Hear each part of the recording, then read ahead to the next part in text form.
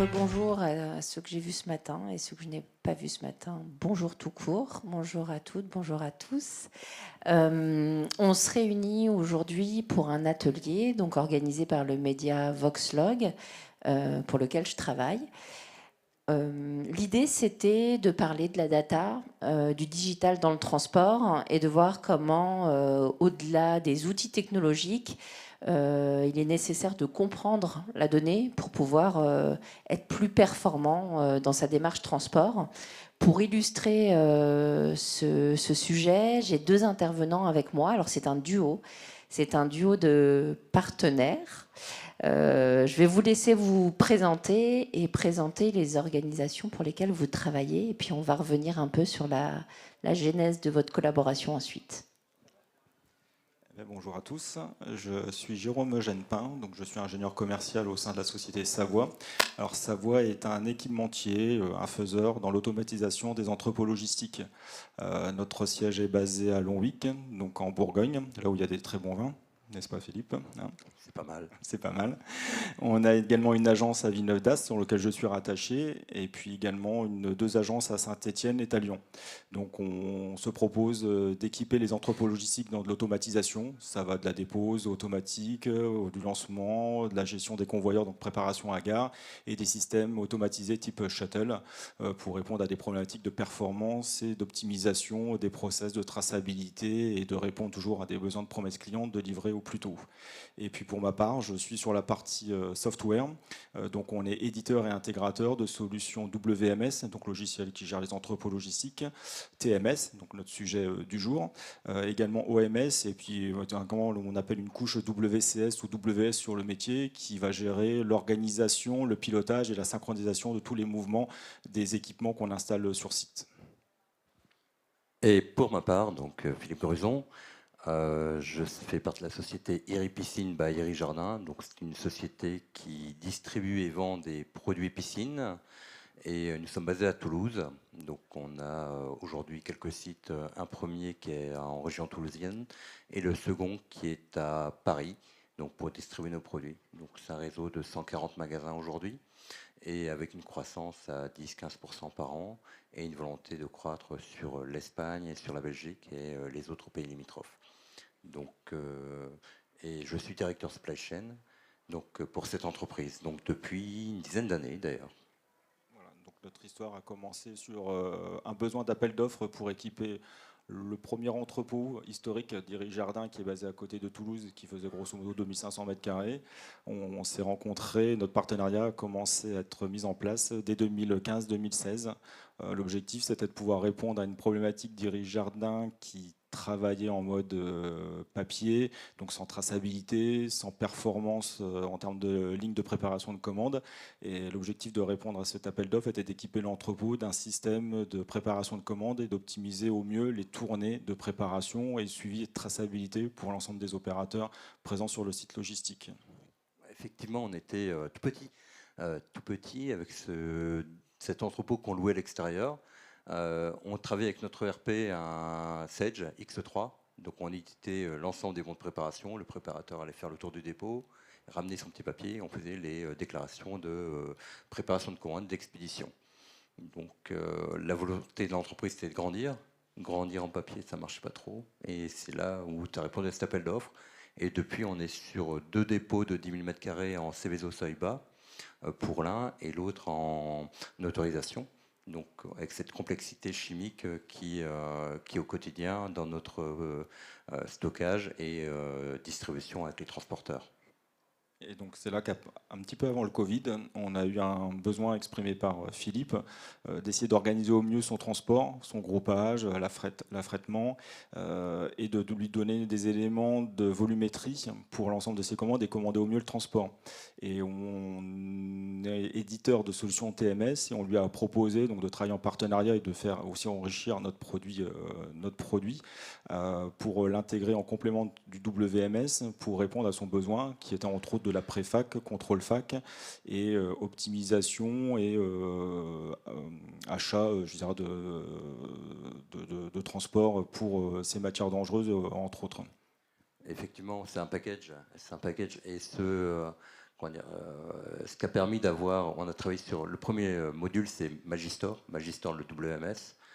Ça nous a permis de traverser la Covid. Pendant la Covid, on a une accélération des volumes qui était phénoménale dans tout le monde du loisir, et la piscine en a bénéficié. Donc ça nous a permis de passer cette période. L'ensemble du dépôt aujourd'hui est équipé avec des petits PDA. Le préparateur qui intègre l'entreprise aujourd'hui a cette data entre les mains et est capable de pouvoir faire l'ensemble de la préparation de commandes suivie. Tout est tracé, donc on est en numérotation ACC, on est capable de travailler, en fait, de repérer quelles sont les palettes qui ont été traitées. On a une traçabilité complète de nos produits.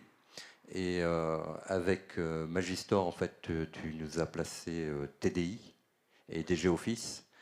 DG Office, en fait, une solution qui permet de communiquer avec un éditeur, et ça permet d'avoir les compatibilités et incompatibilités dans les produits chimiques, et ça nous permet de cadrer l'ensemble de notre préparation, d'être ad hoc par rapport à la réglementation sur tout ce qui est ADR.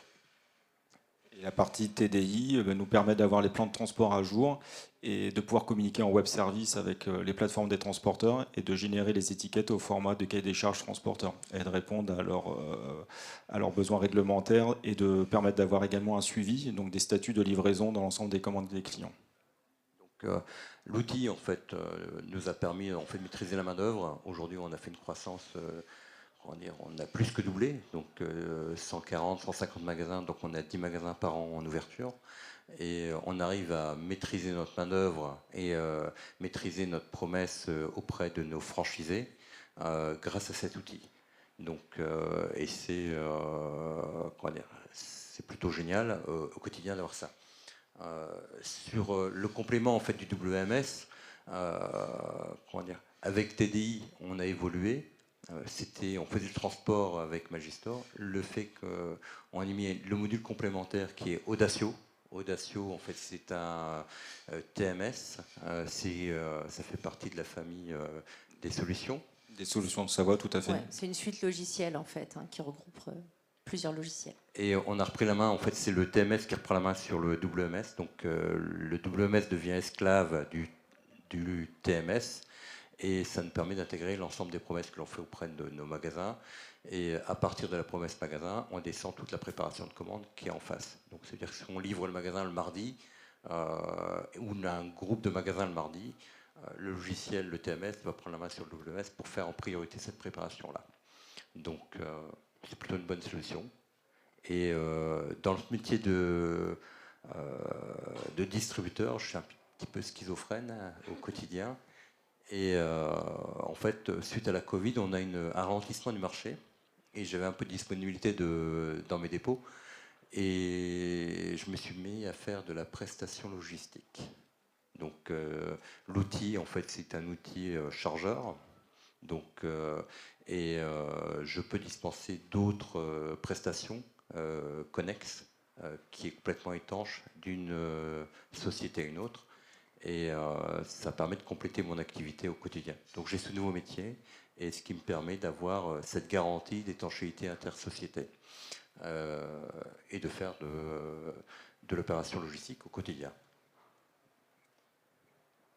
Après, il y a une suite. Bah oui. Parce que Jérôme, je ne le quitte plus.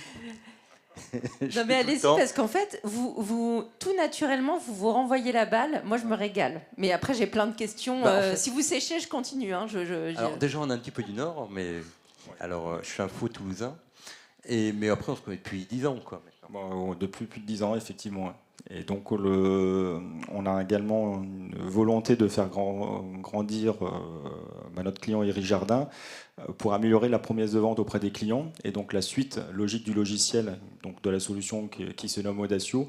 Audacio aussi est un OMS, un Order Manager System, pour synchroniser au mieux l'ensemble des stocks.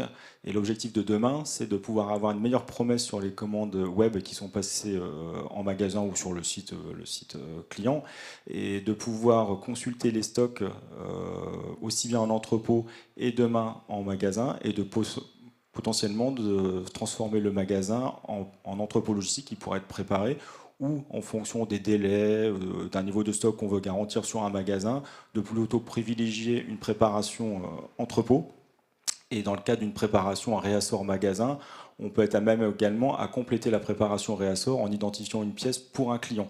On fait ce type de préparation de commande qui s'appelle du ship from store pour nos clients textiles. Donc on a des clients type de Vred par exemple, tape à l'œil, sur lequel on a ce besoin d'optimiser la promesse de vente. Et lorsque le client ne trouve pas le produit en magasin, tout de suite le vendeur a la vision du stock global entrepôt et on peut directement lui dire demain ou après-demain. Alors pour les clients retail, on a une livraison pratiquement tous les jours des magasins et on est tout à fait capable dans le process logistique d'aller toper la pièce, l'identifier au client, la remettre au magasin et les personnes en magasin, lorsqu'ils vont prendre en charge les colis qui ont été livrés, vont pouvoir avoir l'identification de la commande du client et le mettre à disposition.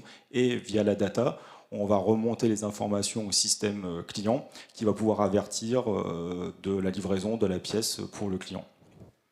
Et c'est une véritable optimisation en fait. Aujourd'hui, c'est un peu la clé de voûte qui nous manquait dans les solutions.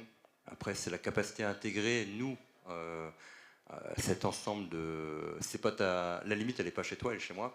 La capacité à gérer tous les projets. Donc l'OMS, effectivement, c'est le nouveau projet qu'on va mettre en place pour optimiser ses coûts. Simplement, en fait, c'est également pour faire de l'économie de transport. Aujourd'hui, j'ai un peu de mal à accepter de devoir, d'envoyer en magasin de la marchandise qui est déjà présente en magasin pour faire le click and collect. Et cet outil va nous permettre d'optimiser cette partie-là, de faire quelques économies de transport, économies également sur l'environnement, et d'optimiser nos stocks. C'est un véritable avantage. Aujourd'hui, cette OMS répond sur le circuit B2C, et ça va répondre également sur le circuit B2B, où aujourd'hui, pour livrer mes magasins, je pars de mes 2 dépôts, celui de Toulouse, celui de Villenoy, et parfois j'ai de la marchandise qui est dispo sur un dépôt et pas sur l'autre quand je suis en miroir. Et l'outil va me permettre de gérer la meilleure disponibilité entre les 2 dépôts et d'optimiser l'entrepôt le plus proche du magasin. Donc c'est une véritable avancée pour nous et ça va être une progression phénoménale. On parle également de réduction d'emballage, parce qu'il y a des nouvelles normes qui vont être mises en place, je crois que c'est à partir de l'année prochaine. Donc on a une réduction d'emballage, au lieu d'envoyer un colis avec une pièce, là on va pouvoir la remettre dans une expédition au magasin, en identifiant avec une étiquette le client qui a commandé la pièce, et elle sera tout de suite identifiée à la livraison au magasin pour le remettre au client. Donc on a une réduction quand même forte des emballages. Mais ça répond à la promesse de nos clients. Ça répond à la promesse. Moi, il y a un truc qui m'a un peu bluffé dans votre histoire, et c'est aussi pour ça que c'était intéressant de la présenter à tous aujourd'hui. C'est que quand vous commencez à raconter ce projet, on a l'impression qu'il a commencé en 96. Quand on entend parler de papier, c'était 2016, donc c'était pas si lointain que ça. Comment vous, en fait, en termes d'acculturation pour les équipes, mais aussi pour le management, pour la façon de travailler, vous avez absorbé cette digitalisation qui a été quand même ultra condensée. En 10 ans, vous êtes passé du papier à l'implémentation d'une suite logicielle. C'est vrai qu'en premier abord, ça peut paraître un temps court pour passer d'un monde papier au monde digital, ou digital, on va dire. Mais il faut savoir que maintenant, dans les entrepôts logistiques, à date, si vous ne présentez pas des outils modernes à des opérateurs terrain, c'est difficile de les recruter. Maintenant, tous les jeunes ont un smartphone, travaillent dans un environnement hyper informatisé, digitalisé. Un entrepôt logistique sans outils performants, même aussi convivial, simple de prise en charge pour un opérateur, c'est compliqué de le recruter.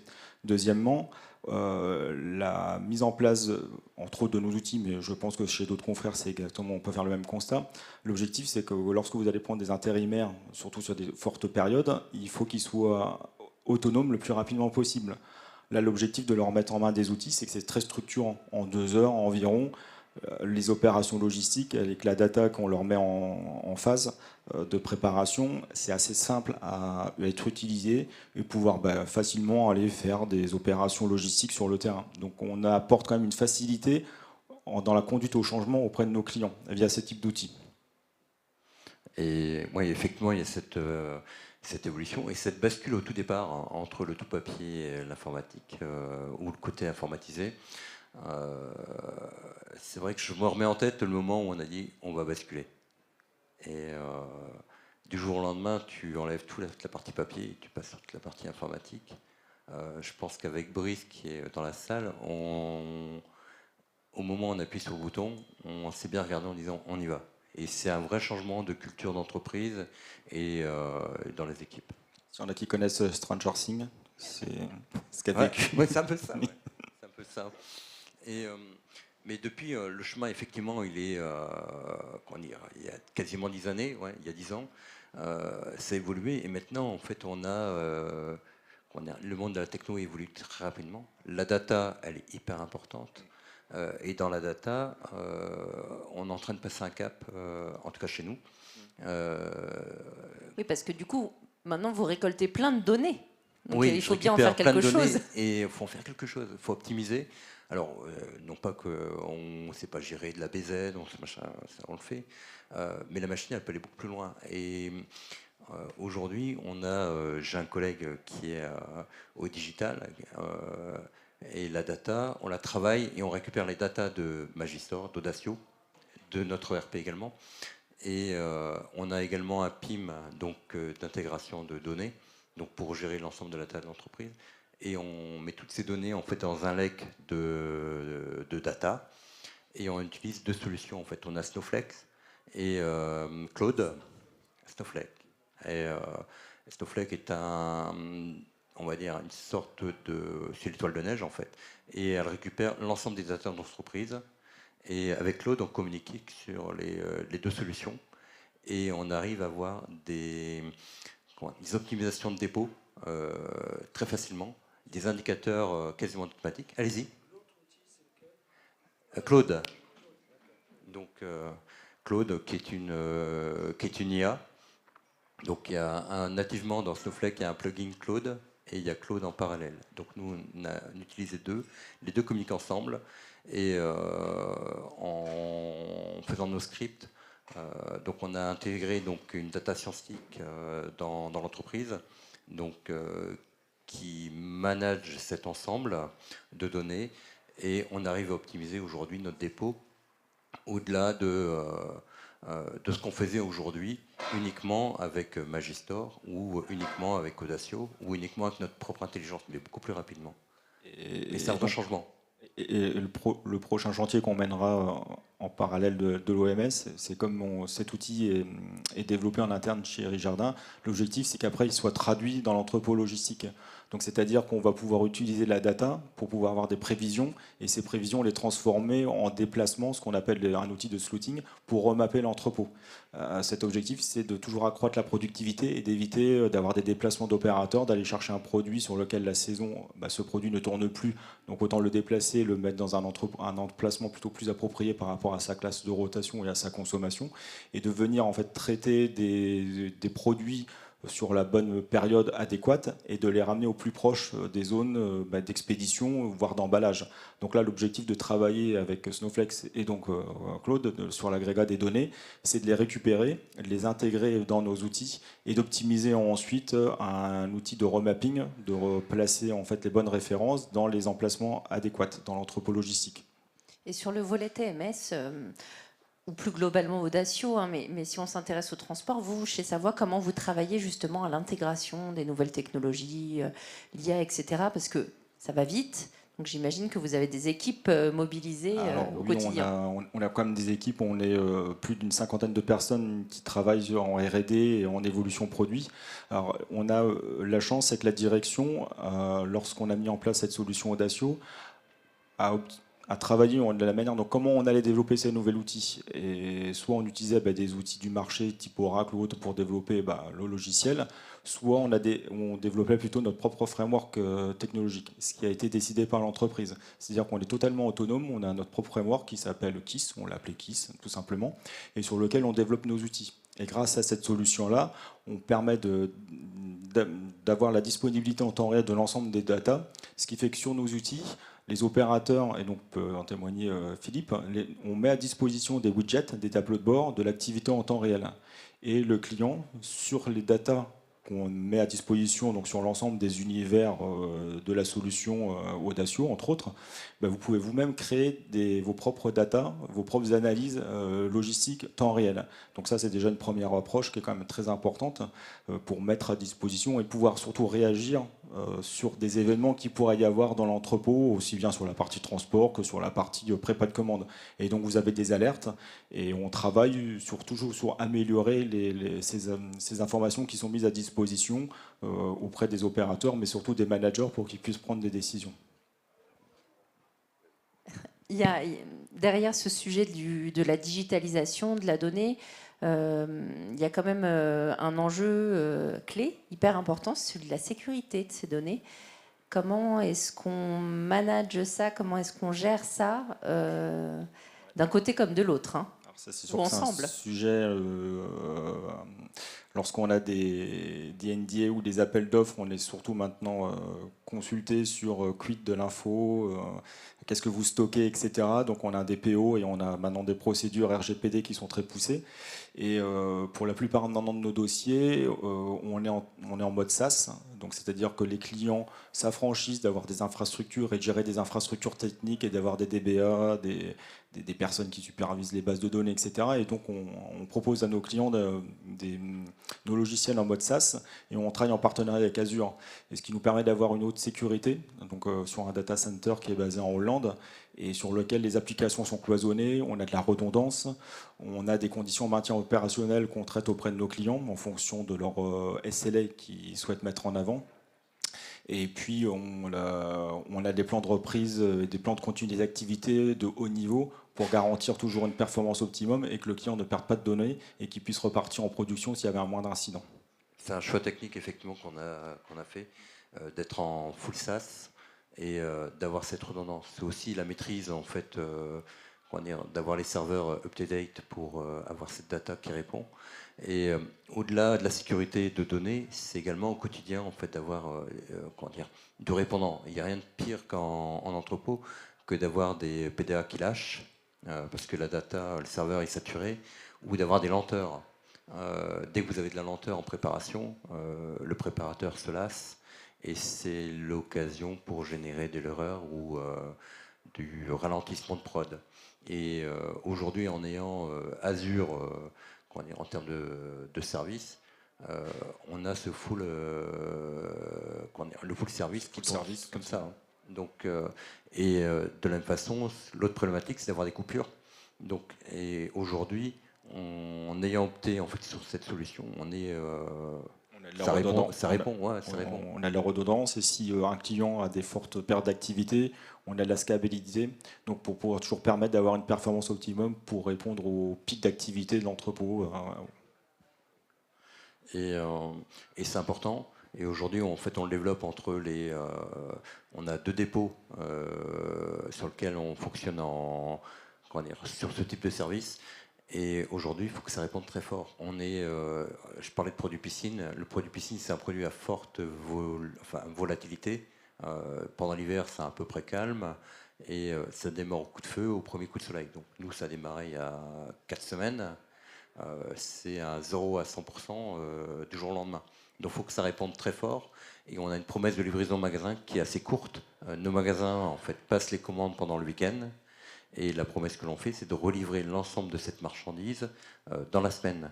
Donc on a à peine 24-48 heures pour préparer, expédier, livrer la cam dans nos magasins. Donc il faut que ça réponde bien et sans se tromper. Donc c'est une vraie sécurité. On va bientôt arriver au terme de cet échange.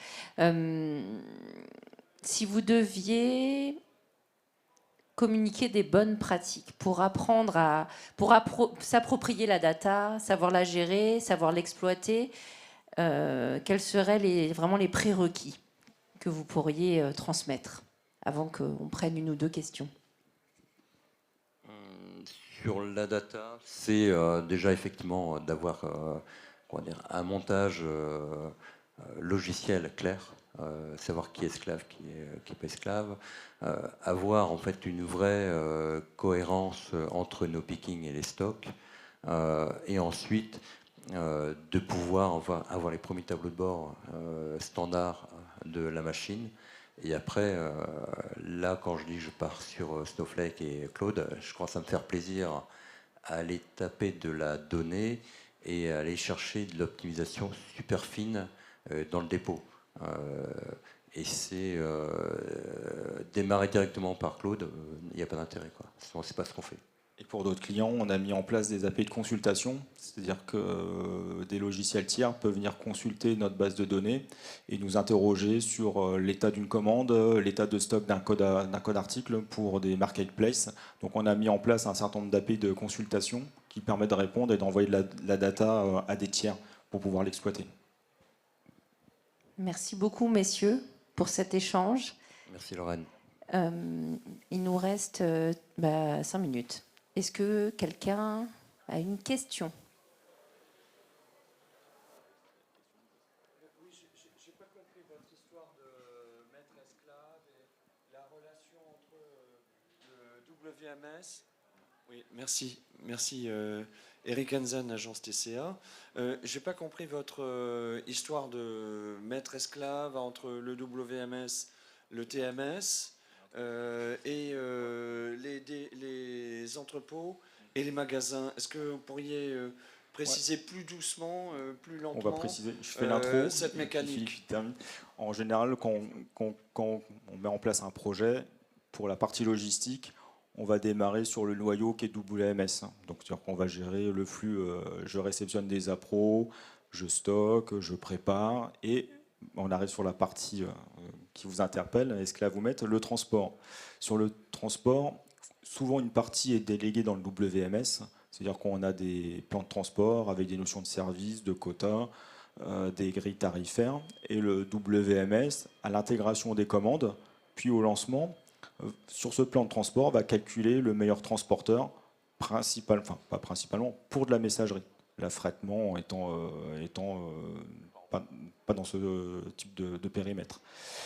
Une fois que vous avez défini ce transporteur-là pour cette commande, on va traiter l'impression des étiquettes au format des transporteurs. Parce qu'un messager a une norme bien précise sur ces étiquettes. Et donc, on va répondre au cahier des charges de ce transporteur et éditer cette étiquette pour la messagerie.